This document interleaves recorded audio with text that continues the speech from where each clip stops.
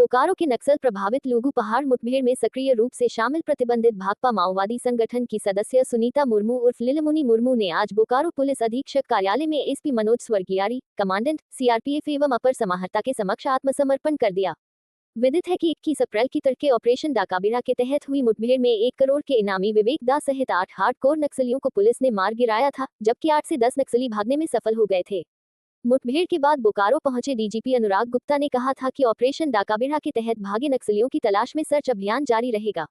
माना जा रहा है कि पुलिस के बढ़ते दबाव और राज्य सरकार की सरेंडर पॉलिसी से प्रभावित होकर सुनीता मुर्मू ने आत्मसमर्पण किया है। सुनीता मुर्मू ने स्वीकार किया कि वे गलत रास्ते पर चली गई थी। उसने अन्य नक्सलियों से भी आत्मसमर्पण करने की अपील की। उसने बताया, वह 3 साल गिरिडीह जेल में रह चुकी है। कई थानों में उसके ऊपर गंभीर धाराओं में मुकदमा दर्ज है। सीआरपीएफ कमांडेंट ने कहा, समाज में भय का कोई स्थान नहीं है। अन्य नक्सलियों को भी सरेंडर पॉलिसी का लाभ लेकर मुख्यधारा से जुड़ना चाहिए। अपर समाहर्ता ने बताया, समाज ने भटके हुए नक्सलियों को फिर से मुख्यधारा से जोड़ने के लिए झारखंड सरकार ने वर्ष 2018 में सरेंडर पॉलिसी लाई। उसके तहत नक्सलियों को पैसे, घर, जमीन दिया जाता है। रोजगार व्यवसाय की व्यवस्था करने में सरकार सहयोग करती है। वहीं अगर नक्सली आगे बढ़ना चाहे तो सरकार उसकी भी व्यवस्था करेगी ताकि वे अपना और परिवार का भरण पोषण कर सके। सुनीता को ये सभी लाभ दिया जाएगा।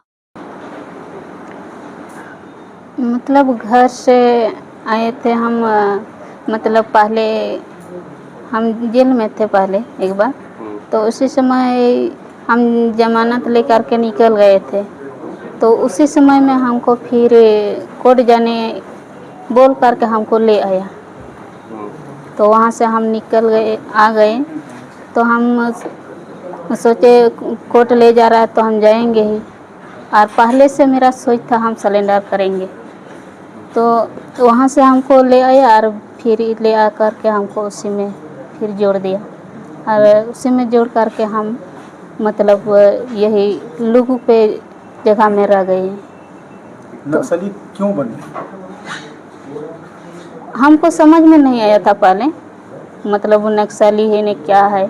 हम तो कोर्ट जाने बोल करके हमको ले आया। वहाँ से आ गए तो हमको निकलने नहीं दिया। तो हम वही जगह पे रह गए उन लोग के पास। तो 3-4 साल से मेरा माँ बाप को हम भेंट नहीं किए हैं।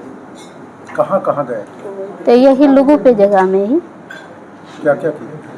चारों तरफ में ही घूमे हम लोग, और वहीं पर रह करके ही मतलब इसी तरह हो गया मेरा घटना। तो इसी तरह हो गया तो मतलब हम देखे अभी बहुत मतलब हो रहा है ऐसे मतलब हम लोग का मरने पीटने और कुछ। नक्सलियों के लिए यही संदेश है कि समाज में भय का कोई स्थान नहीं है, सरकार में भय का कोई स्थान नहीं है। जल्द से जल्द अपने नक्सलवाद से अपना मुंह मोड़ें और सरकार की आत्मसमर्पण नीति का फ़ायदा उठाते हुए मुख्य धारा में लौटें और अपनी नई जीवन की शुरुआत करें और भय मुक्त जीवन जिए। और जो नक्सली 7-8 नक्सली जो भागे हुए हैं, जो पकड़ में नहीं आए, या सभी नक्सलियों के लिए क्या संदेश दिया जाएगा? डीजीपी ने हालांकि संदेश तो दे दिया है, उनके लिए भी यही संदेश है कि जल्द से जल्द अब नक्सलवाद से अपनी वापसी करें, मुंह मोड़ें, समाज की मुख्य धारा में लौटें और सरकार की पुनर्वास नीति का फ़ायदा उठाते हुए अपना एक सुखी जीवन यापन का प्रयास करें। डीजीपी सर के निर्देशानुसार बोकारो ज़िला में जो आप लोगों को पता होगा कि नक्सली विरोध में हम लोग सीआरपीएफ, कोबरा, जिला पुलिस एवं झारखंड जगुआर संयुक्त रूप से हम लोग कार्रवाई कर ही रहे थे। 21 तारीख को एक मुठभेड़ हुआ था जिसमें 8 जो माओइस्ट कैडर है उनका डेथ हुआ था। उसी में से एक प्रयागदास जो था उनका एक सदस्य था सुनीता मुर्मू, वो जब ये मुठभेड़ हो रहा था उसमें वो भागने में सफल हो गई थी, वो भाग गई थी। उसका क्योंकि अभी कोई ठिकाना नहीं था तो उसने आज पुलिस अधीक्षक ऑफिस में आके कमांडेंट सीआरपीएफ, 2IC सीआरपीएफ और एसी एवं अनुमंडल पुलिस पदाधिकारी बेरमो, हम सबके सामने आके अपना आत्मसमर्पण करने का उसने जताया है कि हम आत्मसमर्पण करेंगे। तो इसी के अनुसार हम लोग सब उनको मुख्य धारा में जोड़ने के लिए उनका सरेंडर को मतलब करते हैं। पॉलिसी है, पॉलिसी के अनुसार मेरे ख्याल से उनको 3 लाख पहले मिलता है, उसमें एक टेन्योर रहता है 1 लाख का, तो वो वाला उनका मिला जाएगा।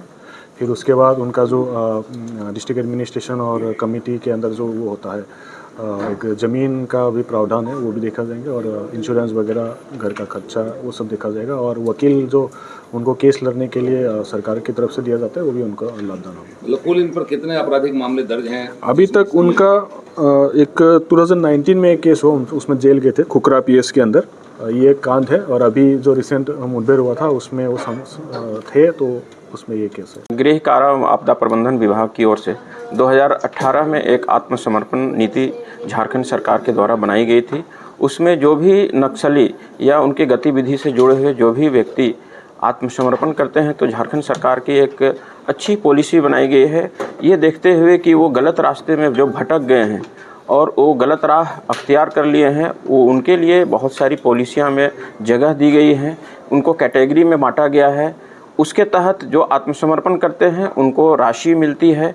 अगर वो उसके बाद उनको रहने के लिए घर, मकान, ज़मीन दी जाती है। वो अगर पढ़ाई निरंतर आगे जारी रखना चाहते हैं तो उनके लिए पढ़ाई की भी सुविधा है।